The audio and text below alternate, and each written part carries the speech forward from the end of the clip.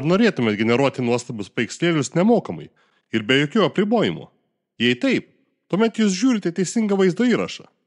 Galbūt esate girdėję apie tokius įrankius kaip Midjourney, DALL-E ar ChatGPT paveikslėlių generatorių.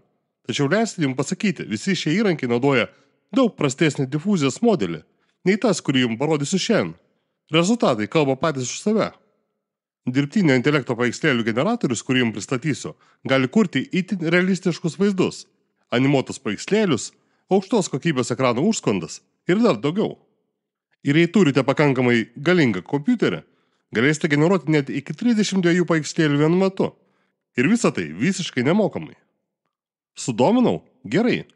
Tuomet jums dabar parodysiu, kaip gauti šią programinę įrangą ir kaip ją instaliuoti savo kompiuterį. Tam, kad atsiųstumėt, nueikite į šią nuorodą, kurią rasite video aprašyme. Tai yra mano GitHub paskyra. Paspaudus nuorodą matysite pono Obolio GitHub puslapį. Tuomet nuslinkite į pačią apačią. Ir skiltyje Download rasite atsiuntimo nuorodą skirtą Windows kompiuteriam. Jei naudojate Mac ar Linux, galite slinkti šiek tiek žemiau. Ten pateikiamas nuorodos tiem kompiuteriam taip pat. Paspaudę nuorodą tiesiog išsaugokite archyvą savo kompiuteryje.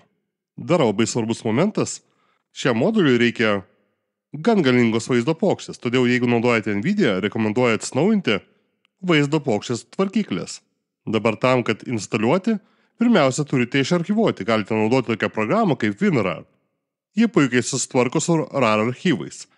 Jeigu baiminatės dėl kažkokių virusų, internete yra pilna puslapių, kur galite patikrinti, ar šis modelis neturi virusų. Aš pats asmeniškai tikrinau ir galiu jūs patikinti, kad jis yra visiškai saugus ir švarus naudoti. Išarchyvavimas gali užtrukti nuo kelių sekundžių iki kelių minučių, priklausomai nuo jūsų kompiuterio, kadangi šis archyvas užima net 2 GB disko vietos. Kai duomenys bus išarchyvuoti, ant run.bat failo paspausite dešinį klavišą ir paspausite Run as Administrator. Ir tuomet gausite štai tokį saugumo perspėjimą, tačiau nesibaiminkite, paspausite More Info ir Run Anyway. Tada išaugs štai toks terminalo langas. Šiam modeliui reikia atsiųsti visus atnaujinimus. Ir ką jums reikia padaryti, tiesiog paspausti Any key. Tai gali būti Enter, gali būti ilgas tarpo klavišas. Kai matote, modelis pradės atsisiųsti naujausią šio video įrašymo metu 2.5.2 versiją. Atsiuntimas gali užtrukti iki kelių minučių, kadangi atsisiunčiamų duomenų kiekis yra gana nemažas. Paprastam modeliui tai yra 6,5 GB. Jei norėsite realistic modelio, tai užims dar apie 7 GB jūsų disko vietos. Kai tik visi atnaujinimai bus atsiųsti, programa pasileis pati jūsų naršyklės lange ir kaip matot, šis modelis veikia lokaliai, tai yra jūsų kompiuterį ir nesisiunčia jokių duomenų iš interneto. Paspaudus Advanced mygtuką, išaugs papildomas langas su galybė nustatymų.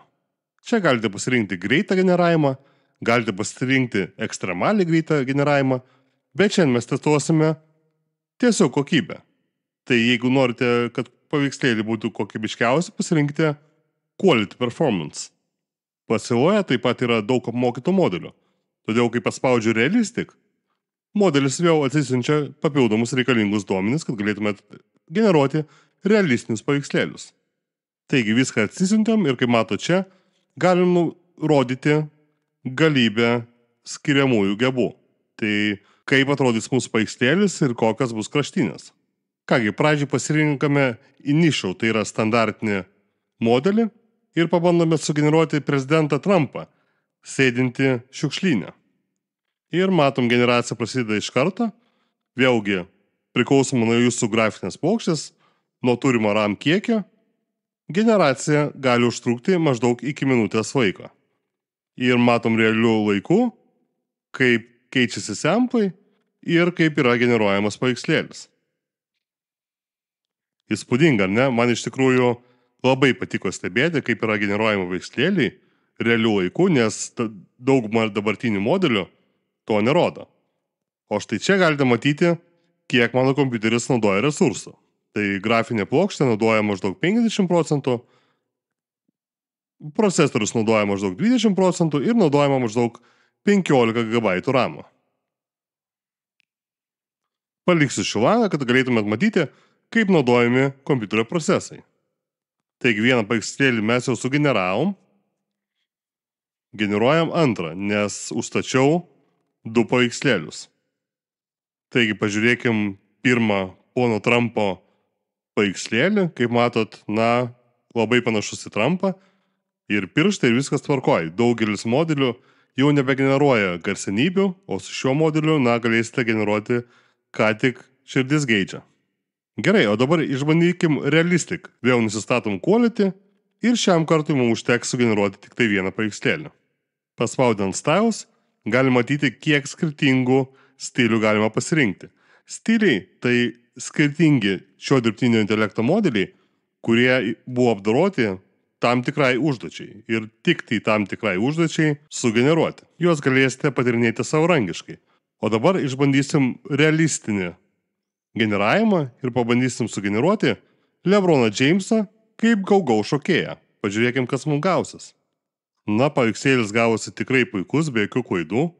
Ir rankos, ir pirštai, ir tai tikrai yra LeBronas Jamesas. Niekas nesumaišytų, manau, ar ne? Įsisaukim šį paveikslėlį. Dabar tik tai norėčiau pakeisti kraštinių dydį.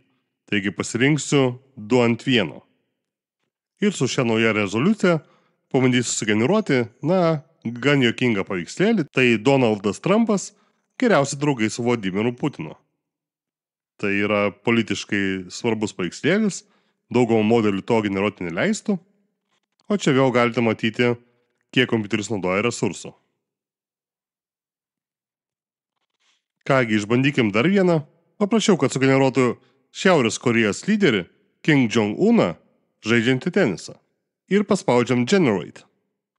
Jau iš pat pirmųjų generacijų galime matyti, kad, mūsų paveikslėlis bus tikrai panašus į tai, ką klausim. Matosi Kim Jong-uno veido ir kūno sudėjimo bruožai, ar ne?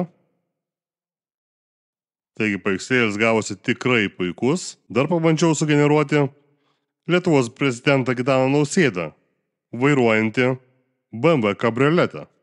Tiesa, jau nuo pat generacijos pradžios suprantu, kad, modelis nėra taip pačiai apmokytas ir jis ko gero nepažįsta mūsų visų mylimo Gitano. Todėl generuoja kažką, generuoja žmogų kabriolete su akiniais, tačiau tai tikrai nėra Gitanas Nausėda.